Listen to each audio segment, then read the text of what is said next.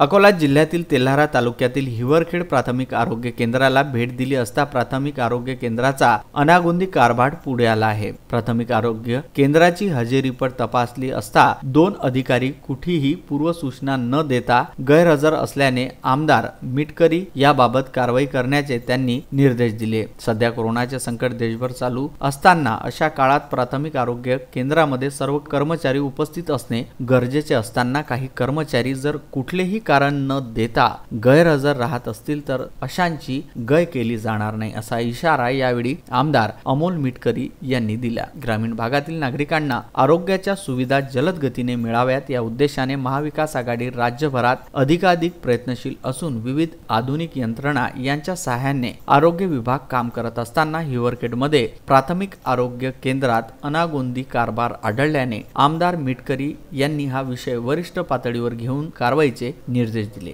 महाराष्ट्रामध्ये कोरोना वाढतो आहे आणि त्यात अकोला जिल्हा हा आपला हॉटस्पॉट आहे आणि आज हिवरखेडला आलो असता ग्रामीण रुग्णालयात मी सहज अचानक भेट दिली। तिथे काही कर्मचारी म्हणजे काही डॉक्टर तिथे मस्टरवर ज्यावेळी आम्ही पाहिलं तिथल्या यांचं असं म्हणणं आलं अधिकाऱ्यांचं की हे अर्ज न देता 6 दिवसापासून आलेलेच नाही आहेत। तर ही बाब अत्यंत गंभीर आहे। त्याची तात्काळ आम्ही दखल घेतली। CS साहेबांना त्याबद्दल सुचवलं, त्यांना नोटीस द्यायला सांगितलं। कारणे दाखवा नोटीस त्यांना दिली जाईल आणि त्यांनी कर्तव्यात कसूर केला असेल तर निश्चितच त्यांना त्या पद्धतीने दंडात्मक कारवाई नक्की केली जाईल। गुरुदेव इसमोरे, विदर्भ न्यूज, तेल्हारा।